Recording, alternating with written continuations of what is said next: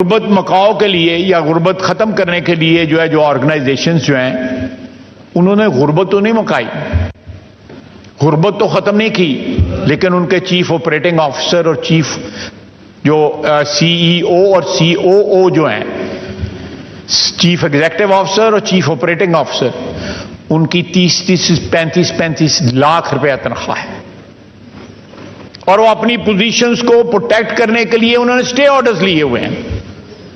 जनाब वाला, ये मुल्क जो है, इसका एक एक बाल जो है वो कर्जे में जकड़ा हुआ है और आप पॉवर्टी एलिविएशन के लिए जो ऑर्गेनाइजेशंस बनाते हैं उनमें ये इतनी इतनी तनख्वाहें देते हैं, क्या किसी को पता है?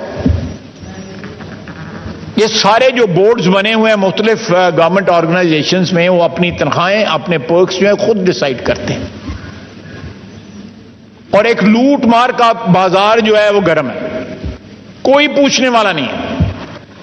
मैंने आपको ये जो ब्लीडिंग हो रही है हमारे पब्लिक सेक्टर के अंदर ऑर्गेनाइजेशंस की, पब्लिक सेक्टर्स में कॉरपोरेशंस की, उसका तो थोड़ा सा हाल बताया।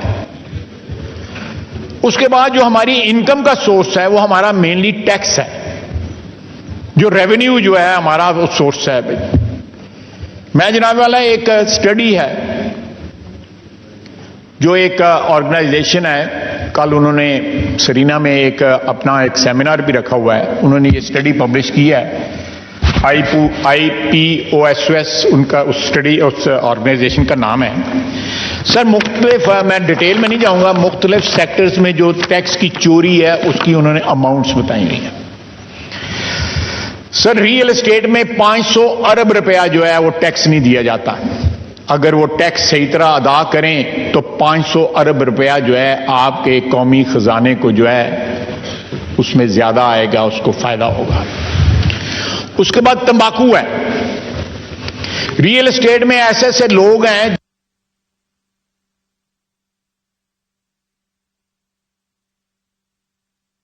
वो जो 190 मिलियन शामिल है, आप ले सकते हैं। 500 अरब रुपया जो है ना, 500 अरब रुपया चोरी हो रहा है अंडर इनवॉइसिंग और लैंड वैल्यूएशन के मद के अंदर जो है ना, वो ये सारा पैसा चोरी हो रहा है। उसके बाद टोबैको है, 240 अरब रुपया चोरी हो रहा है। दो कंपनीज जो दोनों फॉरेन कंपनीज हैं वो 99% टैक्स पे कर रही हैं और बाकी तमाम कंपनियां जो 40% हैं वो 1% टैक्स पे कर रही हैं और वो लोग हमारी पार्लियामेंट में पहुंच चुके हुए हैं। ये टैक्स ना देने वाले या जो टोबैको की इंडस्ट्री में इलीगली गैर कानूनी तौर पे इन्वॉल्व हैं, जो डाका, इतना बड़ा डाका जो है हमारे टैक्स पे पड़ रहा है, अवाम के ऊपर पड़ रहा है, वो लोग पार्लियामेंट में मौजूद हैं, मेंबरान हैं। आपको भी पता है, आप मुझसे बेहतर जानते हैं। यही हाल है ना डेप्टी स्पीकर साहब। उसके बाद आप आ जाएं ऑटोमोबाइल और टायर्स में 50 बिलियन का जो है ना वो टैक्स चोरी है, 50 अरब रुपए की।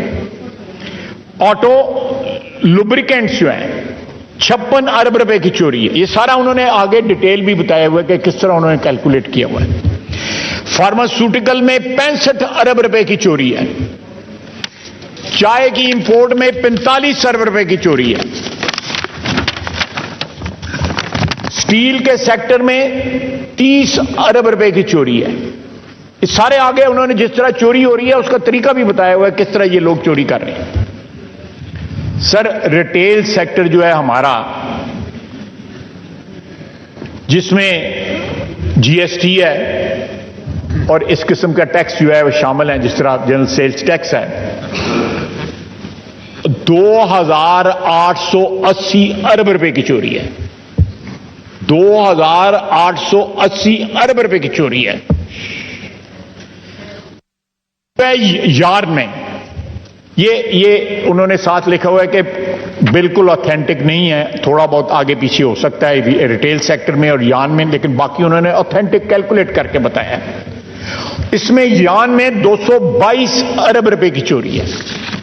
सर इस तरह क्या कहते हैं कि गिनता जा और शर्माता जा, जिस मुल्क में जो है हजारों अरबों रुपए की चोरी हो रही हो रेवेन्यू के अंदर, वो कहां से हम बजट पेश करेंगे? मेरा ख्याल है मोहतरम इसाक डार साहब ने बड़ी बहादुरी का काम किया है कि उन्होंने इसमें रिलीफ जो है आवाम को दी है, लेकिन इसका हमें परमानेंट हल ढूंढना पड़ेगा कि जहां पे हमारे, आप देखें, आप यूटिलिटी स्टोर्स ले लें,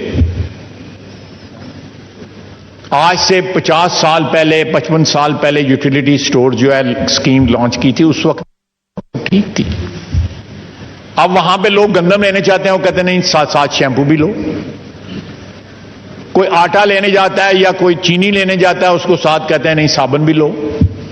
एक स्कैम है जिसकी हम परवरिश कर रहे हैं, एक फ्रॉड है जिसकी हम परवरिश कर रहे हैं। इस तरह के बेशुमार फ्रॉड हैं पब्लिक सेक्टर के अंदर, हुकूमत के अंदर, जिनकी हम परवरिश कर रहे हैं, और हजारों अरब रुपया जो है वो जाया हो रहा है। हजारों अरब रुपया, ट्रिलियंस ऑफ रुपीस। एक मकरूज मुल्क जिसका बाल बाल जो है बंधा हुआ है कर्जे के अंदर, वो उसमें ये हरकतें हो रही हैं कि पॉवर्टी एलिविएशन बोर्ड जो है उसके एग्जीक्यूटिव जो है, मैं आपको फैसिलिटी बताऊं तो परेशान हो जाएंगे, जो फैसिलिटीज है उनकी।